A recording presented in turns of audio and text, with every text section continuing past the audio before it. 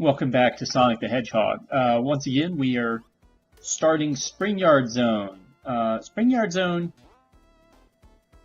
probably considered to be the second fun stage in Sonic, and not because it says words like "cope," which would suggest that it's not very fun.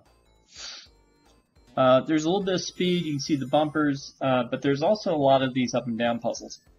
And these assets will get replayed over and over again as we continue through the stage. Now, this thing showed up. I thought, oh, wait a sec. I thought Metal Sonic was a Sonic CD creation. And the answer is yes, he is. This is something else. I'm not exactly sure what it's called. And this little hallway combination here with the spike balls and the rotating spike and having to get through one and wait for another. Yeah, we're going to see that a lot in Springyard Zone. But Springyard Zone is effectively the gambling level for Sonic 1, even though it doesn't say that. There are some things that suggest that you've got slot machine dynamics.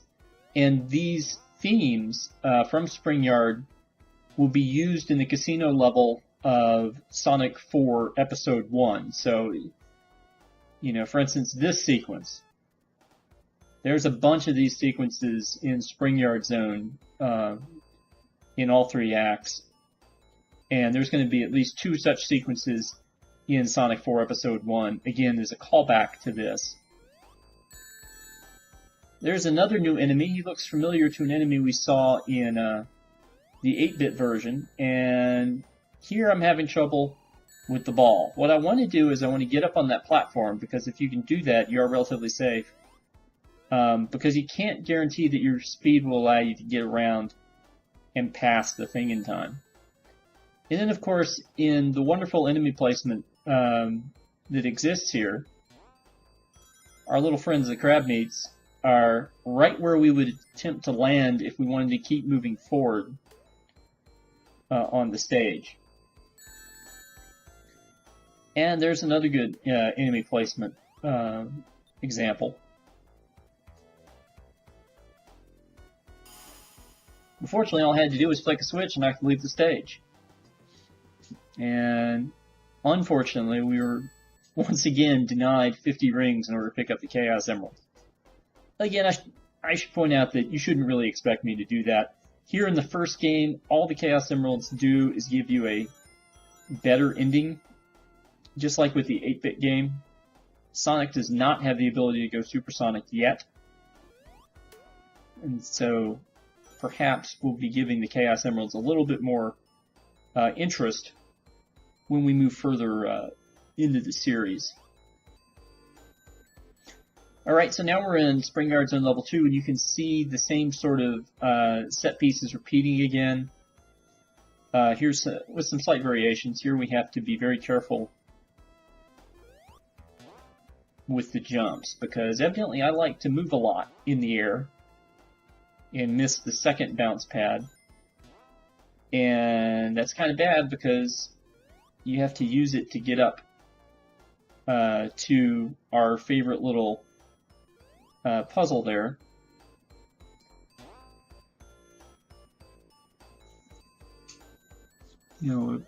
Going through these things, but being aware that you could get smashed if you're caught in the edges.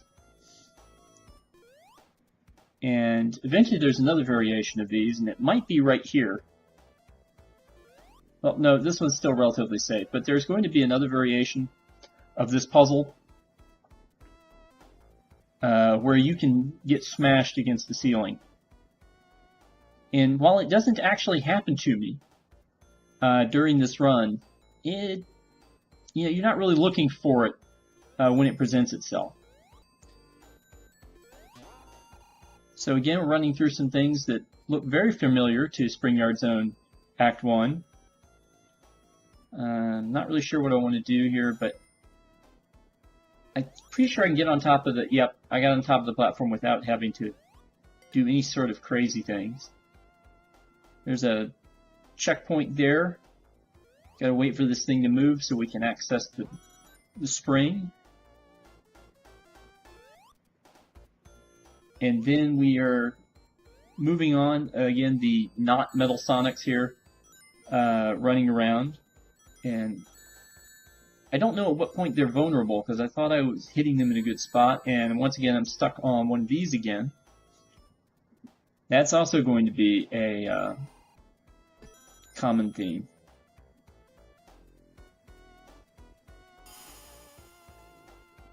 But we get through Act 2. And we're not doing so bad. But now we come to Act 3. This, of course, is the boss act. So the thing is I got so used to playing the 8-bit game where the boss was essentially the only enemy in the third act that I found that these third acts, which allow you to play basically a full act before you get to the boss part, to be just a little bit concerning. I don't really test the time barrier here. And that was nice enough to take my shield away there. And we're once again dealing with these puzzles again. There you go. Here's an example of where it will smash you and you only have a little bit of time to adjust and get across.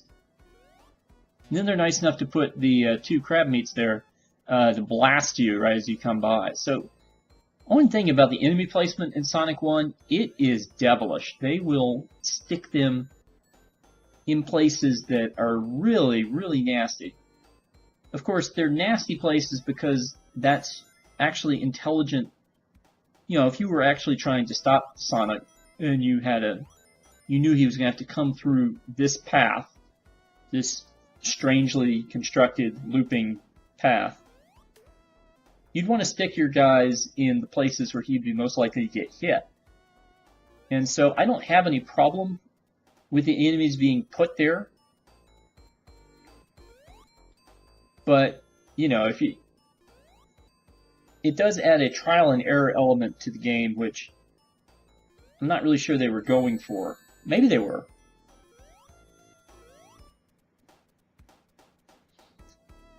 So we escape being crushed again. And now the fast little... I'd call them crab things, but they're not crab meats. They're not motobugs.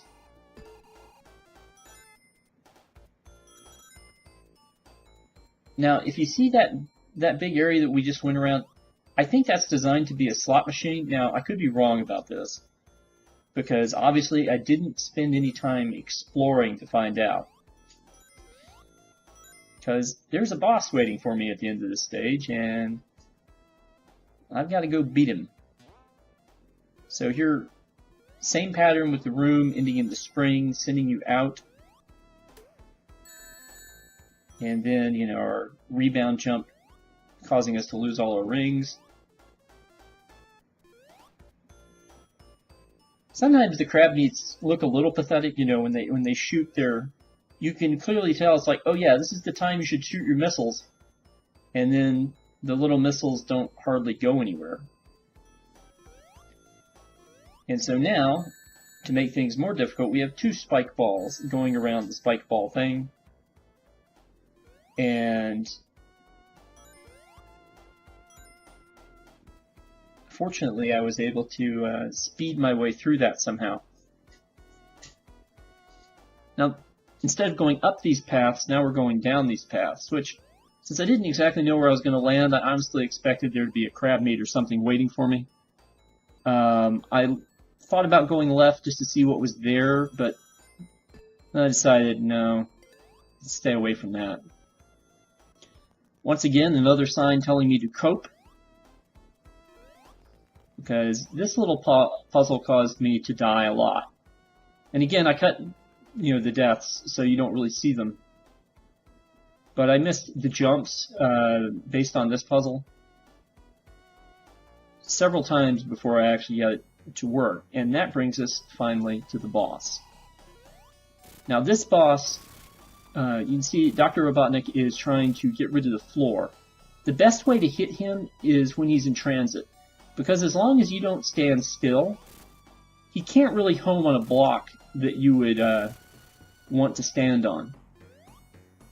And for some reason, your jump can reach him, and sometimes it can't. I don't know if that's something I'm messing up. It might very well be. You also have to make sure that when you attack him when he's going down for one of those blocks, you don't get right on him, because as soon as he moves, you'll just go through the hole in the floor, and that'll be it for you. Again, these are things that happen to me a lot that I just, did not show. For these two stages, I spent about an hour playing, and somehow, lost half of it through cuts. So now we're into the infamous Labyrinth Zone. Infamous because it's got a lot of nasty tricks to it, and also infamous because it's got a lot of underwater part to it. And these switches. Now you see those little bubbles there? They're what are going to enable us to breathe underwater, just like the 8-bit game did the same thing. So if you see me stop at those, it's just because I'm trying to play it safe. I know there's a certain set time limit that Sonic is allowed to be underwater, or if you want to put it a different way, that Sonic can hold his breath. But I don't know what that number is, so I'm not gonna run around thinking that, oh, well, I've got plenty of time, because I have no idea. Now this is a fun thing.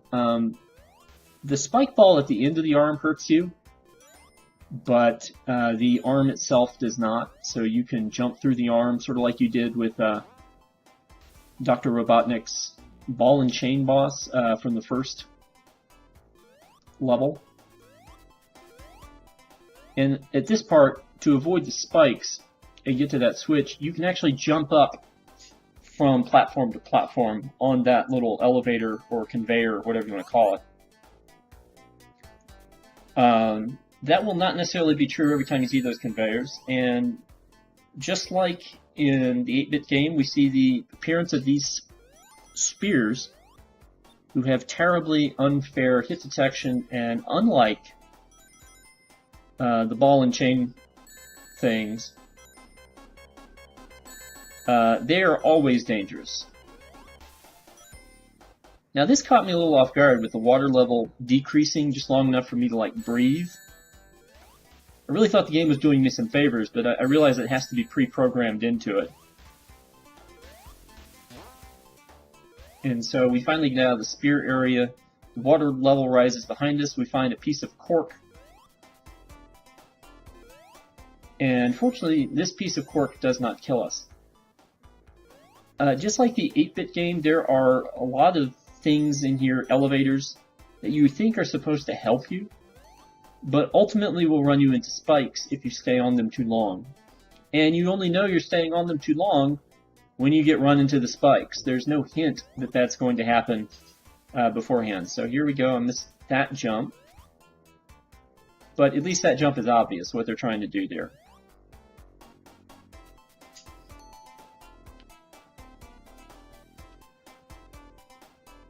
So yeah, Labyrinth Zone, not exactly a, well, and that time we got hit by a fireball, I guess, from the little head.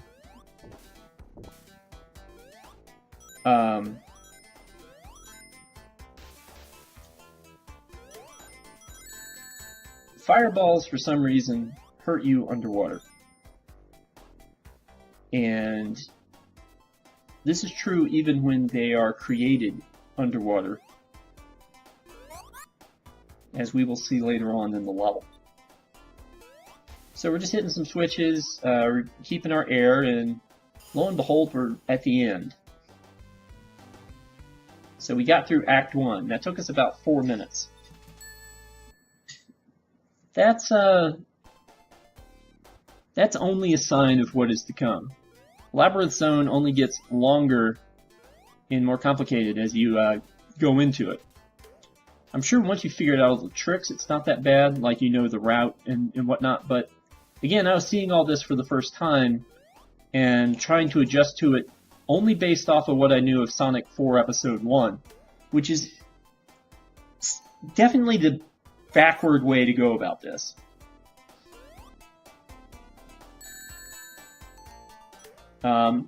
Also, new enemy introduced. Well, a couple new enemies. I mean, the Chompers were around last level, I believe. But the little shooting star thingies, which I forget what they're called, and honestly weren't that big of a deal in Sonic 4 Episode 1, or when I saw, or any other time that I've seen them. In this game, they are placed in the worst spots. Again, the worst spots for you. They're placed great if your intention is to kill a hedgehog who is attempting to swim through a labyrinth in order to somehow rescue his friends. And now, welcome to the worst part of Act 2. And the reason I say this is because there's a switch that you have to hit in this thing. I did not know that there was a switch. So I was looking for ways out. So I jumped up here, went to the right, and I saw this thing. Like, oh, okay, we go this way. Except this door's closed, because you need a switch. I was like, okay, well, I'm going to go find the switch. And this resulted in me, kind of scouring this area for the next 2 to 4 minutes. I could be exaggerating. But I was not pleased that the switch was not out where I could see it. So, the question was, okay, where could I go find the switch? And once again, I'm sort of fruitlessly hoping that the door would open.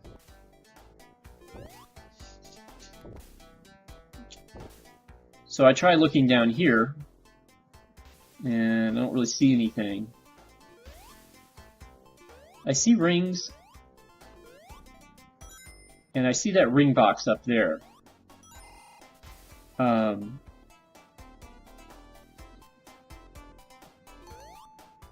But the thought does not occur to me that the switch is under that ring box. Instead, seeing multiple ring boxes, I was like, oh god, don't tell me that they expect me to get all the ring boxes and then the switch will appear.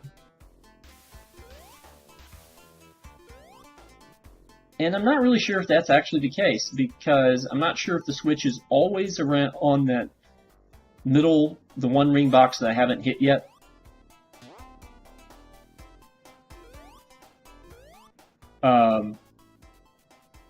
Or if it's positioned under the last ring box that you run into.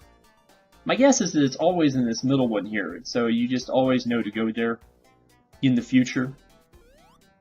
But right now I'm taking my time trying to jump into the middle box.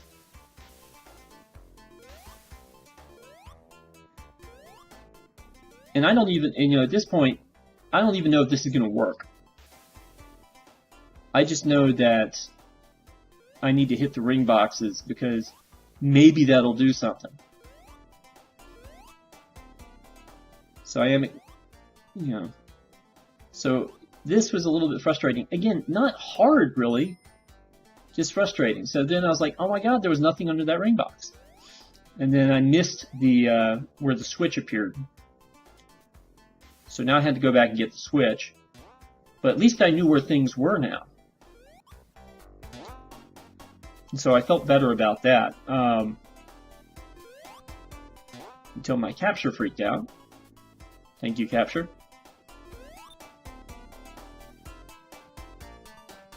So now we've hit the switch, so now we just need to get back over. And of course, I'm still having the little issues sliding around, which I still think have to do with the control stick, or maybe I'm just jamming the controls too hard, rather than actually something wrong with the programming.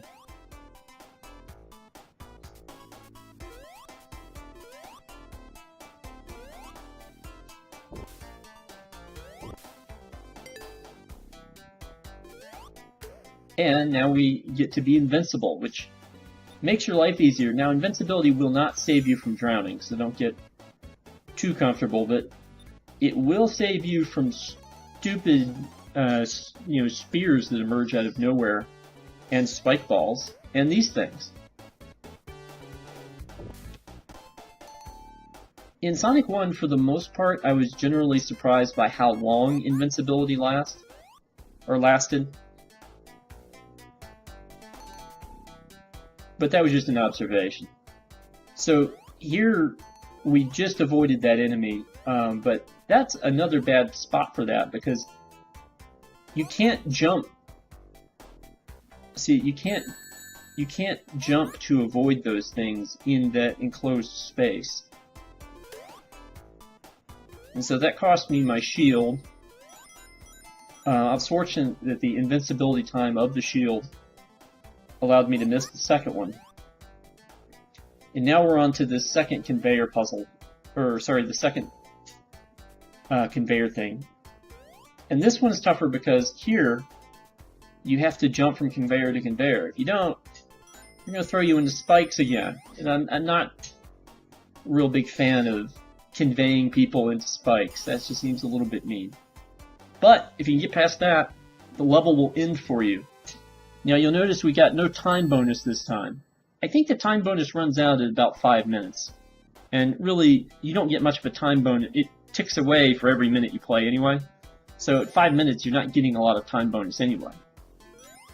But now it's time for the hardest level that I've run across so far in this playthrough. Harder than Jungle Zone in the 8-bit game? Well, yeah, probably.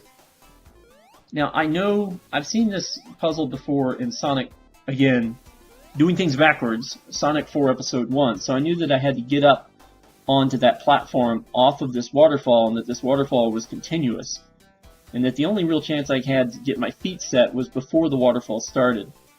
That didn't stop me from doing a lot of waterfalling for a little while. So we've had a good, 48 seconds of waterfalling, which I'm sure is fun at some level, but, ultimately it's not going to get you. And then only to find a shield. Fortunately, I found the switch on my next move. And then I hit the switch twice, so I figured, well, I better hit it a third time just to be safe.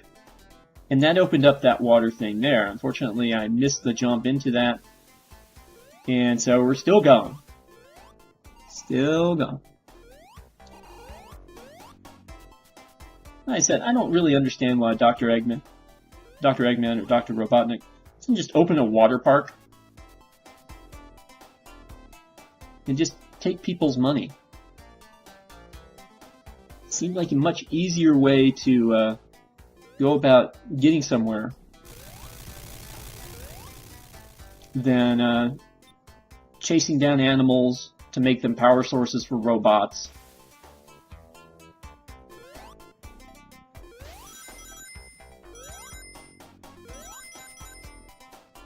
This is one of the reasons that I like the storyline behind 2008's Sonic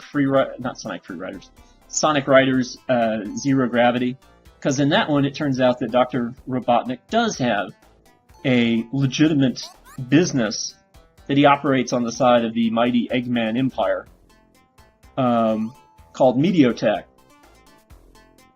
And if you watch the Sonic Boom cartoon, Eggman also runs a semi-legitimate business there, although it's called Eggman Industries, and it specializes in war-making robots. So basically, Justin Hammer for the Sonic universe. And that Iron Man 2 reference was brought to you by Eggman Industries. Speaking of Iron Man 2, a lot of the Marvel Cinematic Universe has a lot of really good movies. Some of them aren't necessarily considered to be as good as others, but I still enjoy the Iron Man series, even though Iron Man 2 is not as good as Iron Man 1 and Iron Man 3. But that's really its only crime. You know,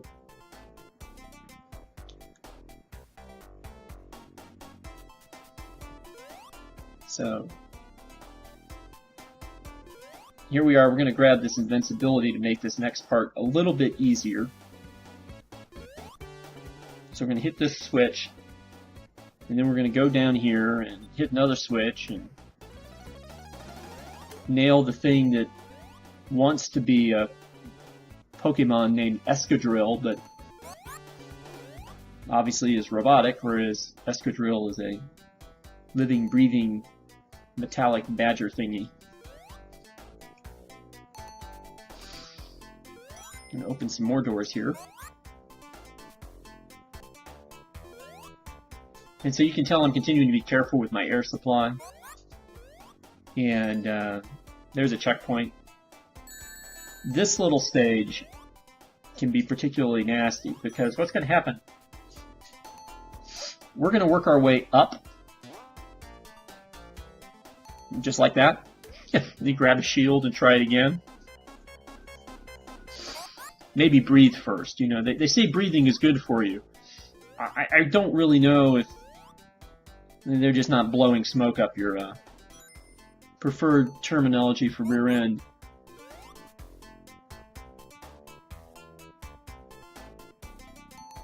Alright, so we have to go around the top of those things after having avoided the bottom of them. So we're going to end up back where we were, so we got to go breathe again. So everybody take a deep breath.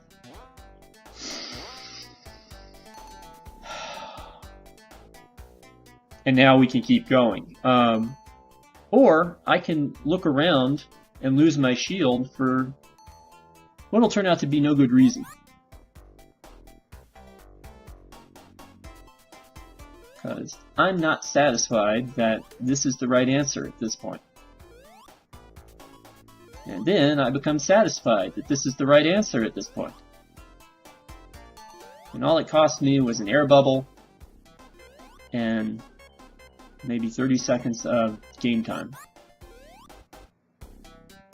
Oh, and a shield. Let's not forget the shield. Probably going to miss that. So again, we missed the jump here, which sent us all the way back down. So we have to repeat our process. This is when I discovered that Sonic can actually walk across gaps that are only one space wide. That's a skill I'm used to from Mario games. When Mario runs fast, he can run over very small gaps. But evidently Sonic has that ability too, along with the ability to balance everything on one toe, which makes me think that Sonic would be great at ballet. This is interesting. Okay, we had another capture flub here.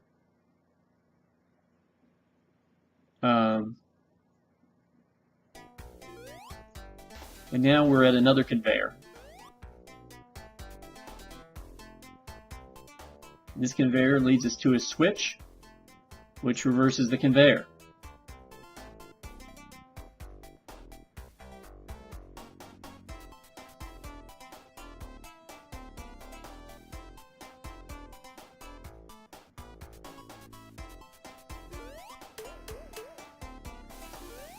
And then we're back down the water slides, up. And here we've found a checkpoint and more floating cork. Now, if you'll notice, you picked the wrong piece of cork. or you stay on the cork too long, you'll get smashed against either spikes or the wall. And again, totally fair. Totally, totally legitimate positioning of cork. I know I'm calling it cork. It sort of looks like it. It's probably just some sort of wood.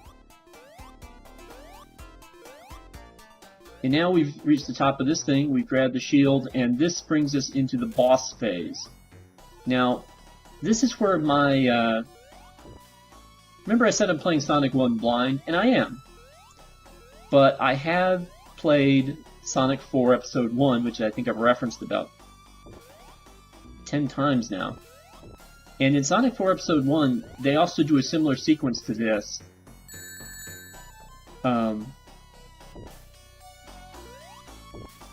the difference is, when you get to the top, Eggman then leads you into another track stuff. Here, I was actually surprised. Once we got to the top, Eggman just ran away. And thus, we have the easiest Sonic boss once you figure out that that's the game. The thing that I found frustrating, of course, was I didn't realize that was the game. So I'll see you next time when we reach for the stars.